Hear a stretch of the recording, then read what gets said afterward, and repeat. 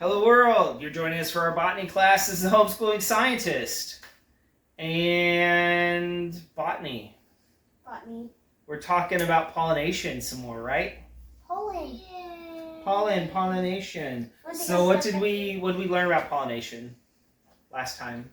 So there was like wind. Was wind good for pollination? Not too good. Not good. Also, it can happen, but it's not. And plants that rely on wind for pollination, they have like special things, special adaptations to help you do wind pollen. There was like this one thing where it's like had some like kind of energy stuff. So like whenever a bee flew over the flower, the pollen just like stuck up to it. Oh, you're talking about the like static charge? Yep. I thought that was a really cool one too. So that's like how you rub it. Mm-hmm. And also there was Go ahead. There was a video that I watched where it's like when lightning is about to strike, it doesn't always happen, but normally it's like your hair will stick up like a balloon. Yeah. Yeah, because of the charge. Why does that happen? What she just said, because of the charge. So you get charge buildup on the ground too, and if it can build up as it's so lightning actually when it strikes, it's sort of and you can go online and on YouTube and you can find like slow-mo videos of lightning, and it actually when it strikes it kind of comes from the bottom and the top, right? Yeah, so it comes down from the clouds, but you can actually see it come up a little bit from the ground too. Like this. And so it's I think it's called like a trail or a streamer, or I don't know, I don't remember the term for it. It's like this. But it's like a little thing will start climbing up from the ground. If you can see it in slow-mo, and then it finds the trail from the cloud, and then and that's where all the energy goes through. But as that's happening, you're getting charge buildup on the ground, and so yeah, it can make your hair stand up. Or whatever. Another thing, why doesn't lightning just go like in a straight line? Why does it like curve and go different ways? Because it finds the path of least resistance, and it's not always. It's complicated. Why are we talking about lightning? It's sort of like pollen. Let's get this. Okay. Did you have a question that wasn't about lightning? No. Everyone just wants to talk about lightning? No, I got something about pollen. I got something All right, well, about lightning. what's your pollen thing? Can I go first? I thought you said you didn't have one on pollen. I said I did. I was okay. I'm not done with you. So they cut a tree down. They could have been because of light. Wait, were we thinking of the same thing? Oh, is this the video where the tree falls down? Yeah, and all the pollen. Huge That is cloud exactly what I was thinking. literally see the pollen trailing down. And when it hit the ground, it went like.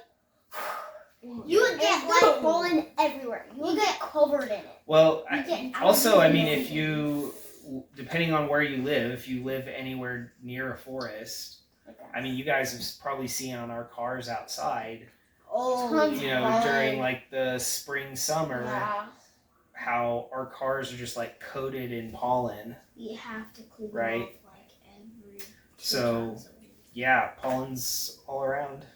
It's awful. Especially in summer. Okay, so pollination. The other one. Who remembers the word for when like you have like the bees and they get the nectar, but they also help the flowers because they spread the pollen. So you have two living things in a relationship where they help each other. There was a word for that. Pollination. Symbiosis. Yes, pollination. But I was going for the relation. They help with pollination, but I was going for the relationship of two living things that help each other is symbiosis. I knew the first part. I just didn't know the last little bit. Okay. So I'm gonna say it. All right. Symmetry. Symmetry. The root of the word. Perfect symmetry. So we talked a little bit about like different colors, and last time like why plants have different colors and stuff, and part of it's to guide bees, but some of it's also just for natural beauty. But then did you know that there was like also parts of the plant, like some plants have specifically, it's like you have the big, bright, beautiful flower, but then they also have like little spots on them, like little signs. They're called nectar guides that like point the bees to where the nectar is. Did you read that? It's an arrow on the street. Yeah, it's kind of like an arrow. It's like, here's your flower that like gets the city. bees' attention. Hi. Like the flower's like, hey bee, look over here. And then the nectar guide is like, the nectar is right here. The nectar is here. Kind of like that. And then the nectar guides oftentimes, because remember, and you guys probably remember this from our science class last year, how in the light spectrum, so remember, light is what we call electromagnetic radiation, electromagnetic waves, right? And what we see is like a very small, tiny window of that is visible light. So what we see is like red and green and blue and all of that is a very small window of electromagnetic waves. And we have things that there's lots of electromagnetic waves that we can't see too, right? And if they're waves that we can't see and they're on the red side, what do we call that?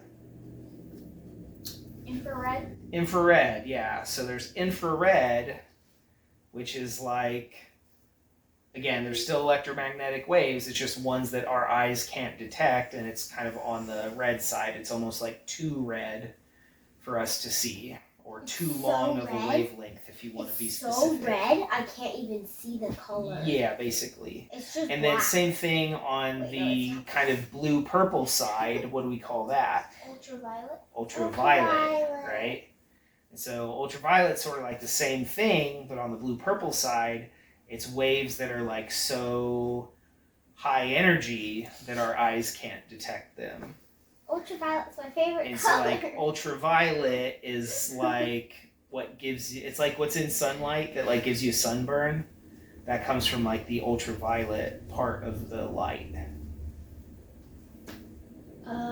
If ultraviolet or infrared's your favorite color, then you don't have a favorite color or don't like colors.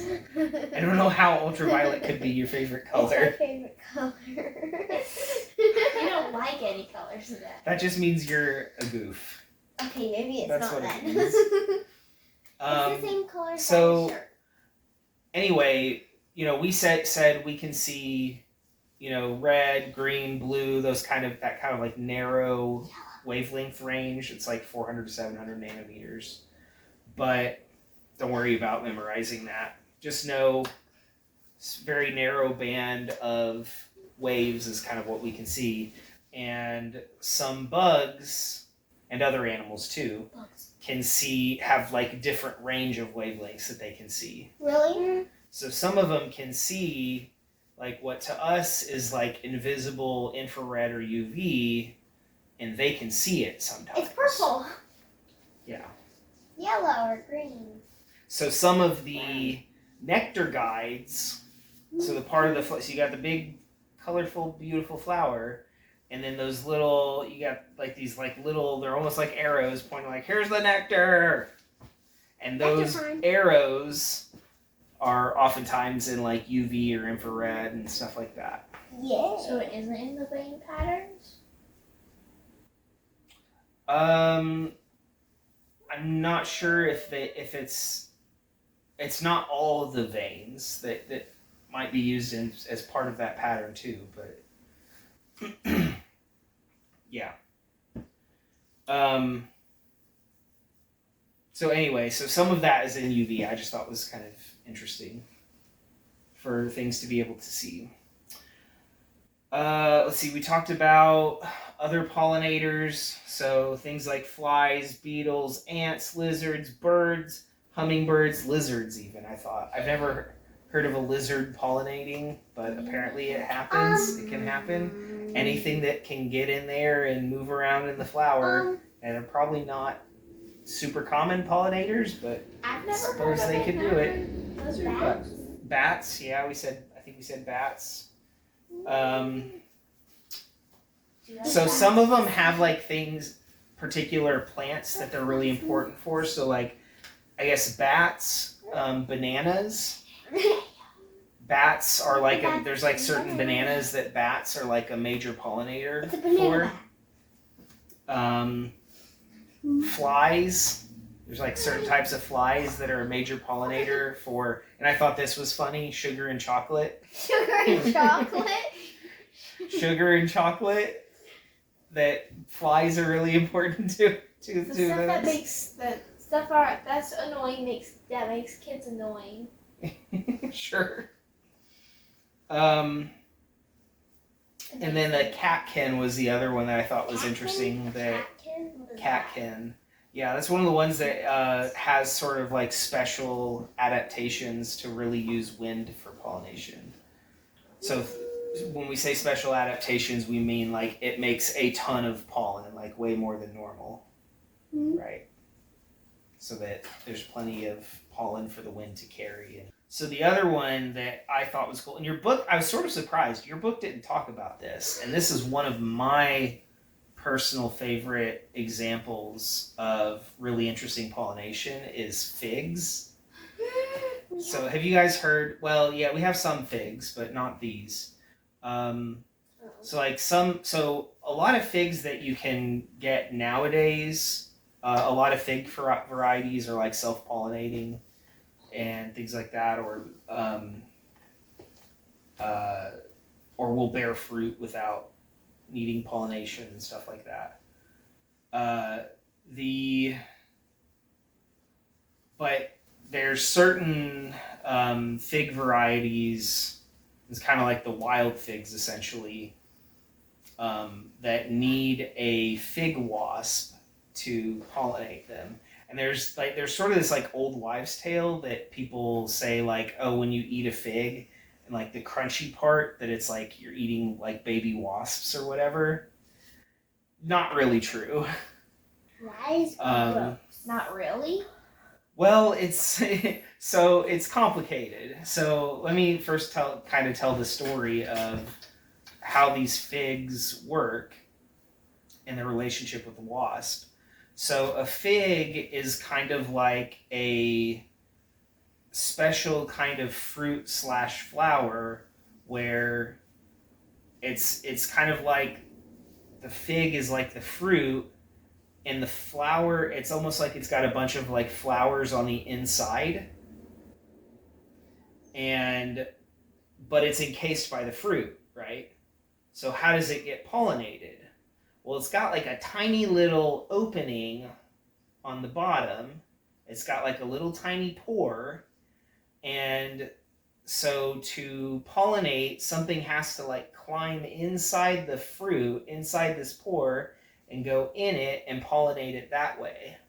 And it's like this fig wasp is like the only thing that does that. It's this like one specific type of wasp that will go in there and will pollinate it, and then the female like lays its eggs inside the fig, and then they hatch, and the life cycle continues. And actually it's interesting that apparently the males like eat their way out of the fig, and the males die in the fig basically eating their way out, and then the females fly out and they can go find other figs and pollinate, and the life cycle continues. How do the males die in the fig from eating it? I don't know if it's just from eating it or exactly how or why they die, but I think that's what it says, like most of them die in the fig.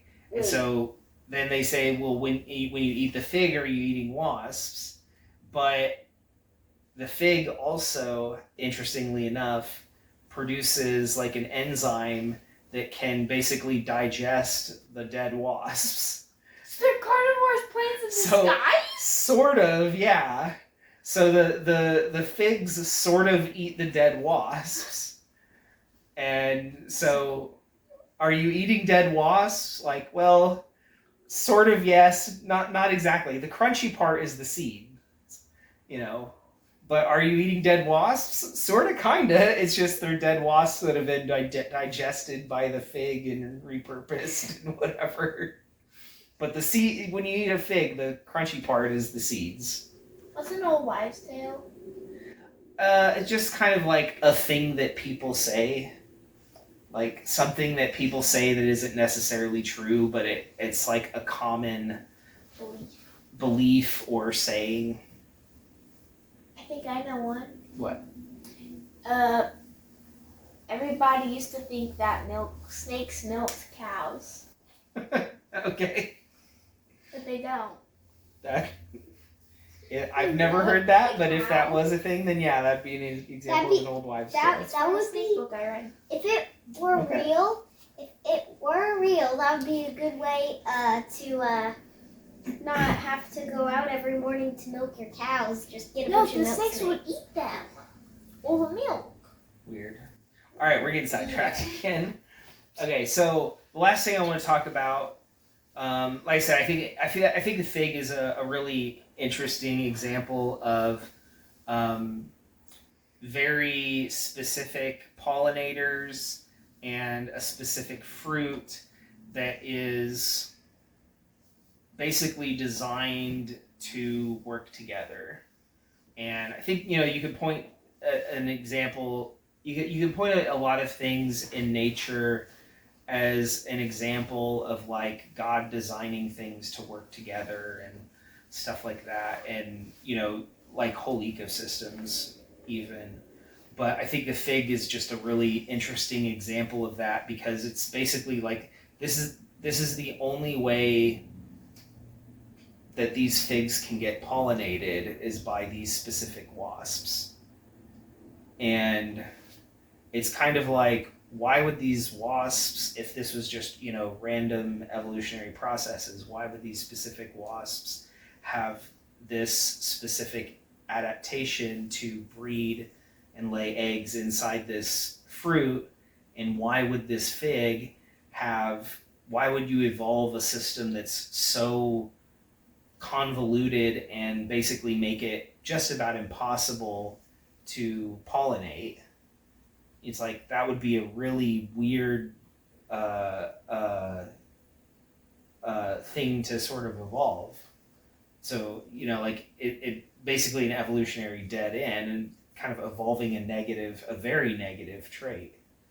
But it doesn't, to me, it doesn't make a whole lot of sense from that perspective. But if you look at it from the perspective of, well, this is just, it's God designing a lot of variety in the, in the world, making a variety of things because it's cool, then, to me that makes a lot more sense.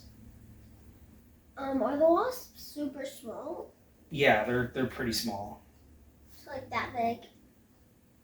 All right, so the last thing I want to talk about with this chapter is this idea of self-pollination. So we've talked about how a lot of plants don't self-pollinate or can't self-pollinate, and some can, but a lot can't. Why is that? Let me rephrase it. What would be bad about self-pollinating? Let's go back and go review. I know we talked about this before, but let's review. Really basic question. What is pollination? Why is pollination so important? So flowers don't go extinct? So they don't go extinct. They don't go extinct because when they pollinate, they're doing what? Reproducing. Yes. So pollination is the plant's, for angiosperms at least, is the plant's reproductive cycle. Right? It's how you make new plants. It's how you make plant babies, essentially. Okay? Not like your baby. So what would be wrong with a plant essentially making a baby with itself? What? Well, you don't. Wouldn't it like be inside of it? Well, you don't want like a bunch of flowers like in the exact same spot, like right, and they're like. Well, it has nothing to do with the physics. Again, it can happen. There are plants that self-pollinate, right? But most plants don't. You don't want like half. You don't want like half-ready pollen going. Let me explain more to maybe help you along the way. So plants that don't self-pollinate have like specific mechanisms and stuff to prevent them from self-pollinating, right? So the male and female parts of the flower are active at different times, for example. Some of them also will have they have chemicals that will like bind to its own pollen. So if it does happen to get its own pollen in to where it's reproducing, it has chemicals that will bind with its own pollen and basically turn it off and stop the process. Makes it allergic. It's essentially allergic to its own pollen. So why would that be important? Why would you have a plant that would go so far as to not just encourage self-pollination, but actually have mechanisms to prevent it from happening? I know it's been a while since we've talked about this, but remember one of the big ideas that we had from a few lessons back was that variety is the spice of life, is the saying, right? And that's sort of true literally in a biological sense. That variety is very important for life. And this is the same reason that, I don't know if you guys know this, but it's illegal to marry your family members. Mm-hmm. Because if you have babies that are being made, we call it inbreeding. If there's babies that are being made, with people from inside the family, More likely to have diseases. they're more likely to have diseases and things like that. Like. And so, in terms of genetics, it's way better to have more variety. And that's true for plants, it's true for people, it's true for animals, everything. So genetic variety is really important for life. And that's why self-pollination is generally not done, and why it would be bad for plants is because, so remember, your genes, your genetic information is sort of like the blueprint for making that plant or for making a person or whatever. And those blueprints get messed up sometimes. And when you get a messed up blueprint from your mommy and a messed up blueprint from your daddy, that's what leads to like diseases. And it's the same thing for plants. And so if you have, the point is, if you have a messed up blueprint,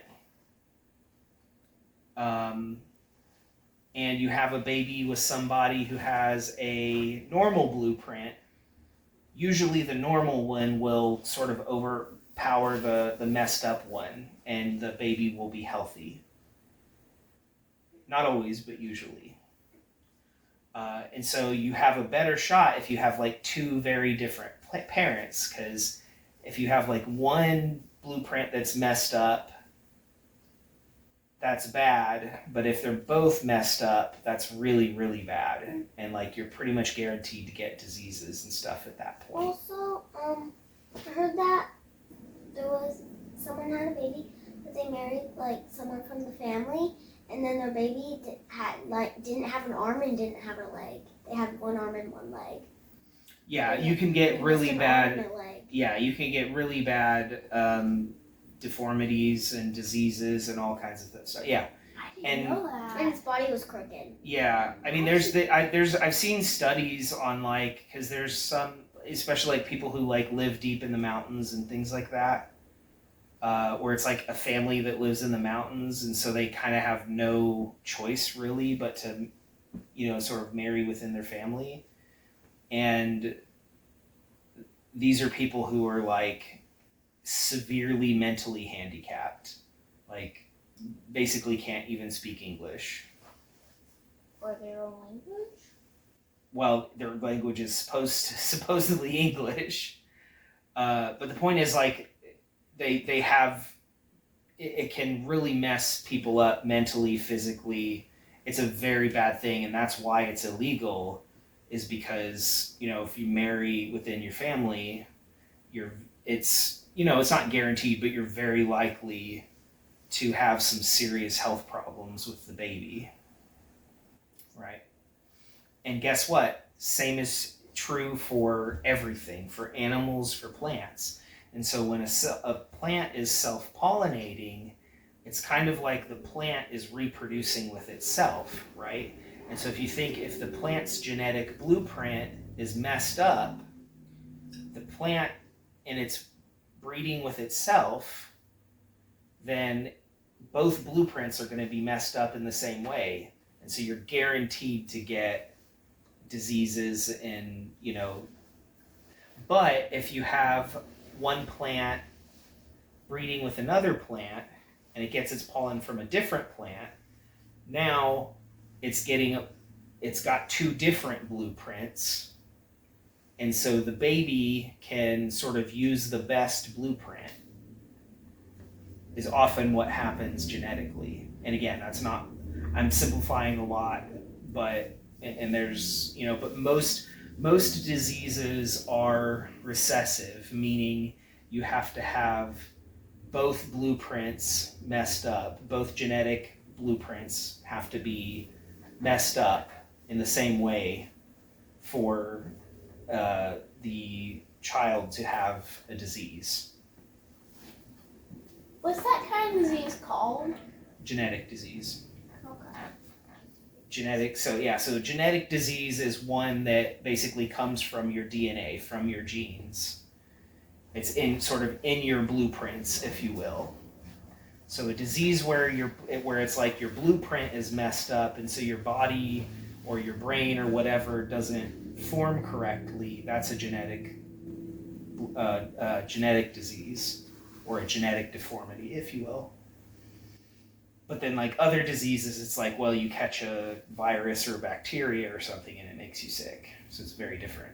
So there are some exceptions, and your book points this out, that a lot of the plants that do self-pollinate are like crops, like major crops that we use. So things like wheat, Carrots. rice, not carrots, I don't think, but like wheat, rice, beans, peanuts, tomatoes, peppers, beans. So a lot of them being like major staple crops that we eat. And again, your book sort of suggests, like, again, this is like perhaps some design built in, that it's like God knew that these were going to be foods that we are going to be eating a lot of.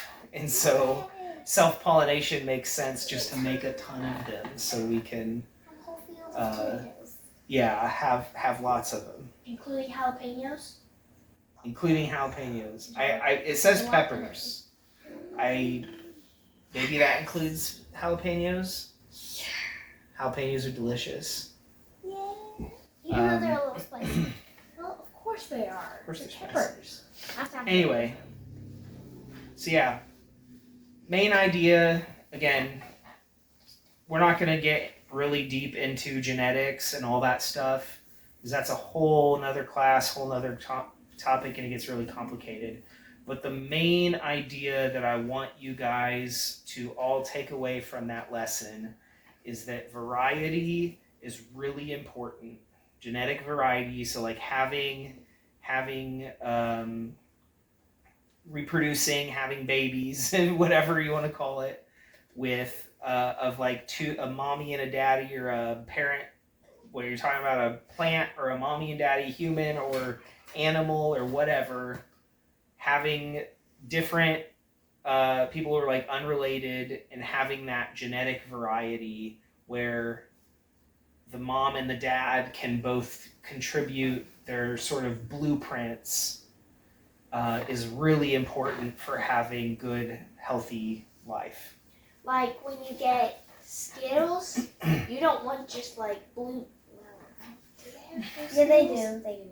Well, I think it's more M&Ms that It's like have the blueberry Skittles or whatever. Oh, the berry. Yeah, the berry. The berry Skittles. Well, you don't want just. Yeah, this is nothing like Skittles though. Well, The point again. The main point is variety is important.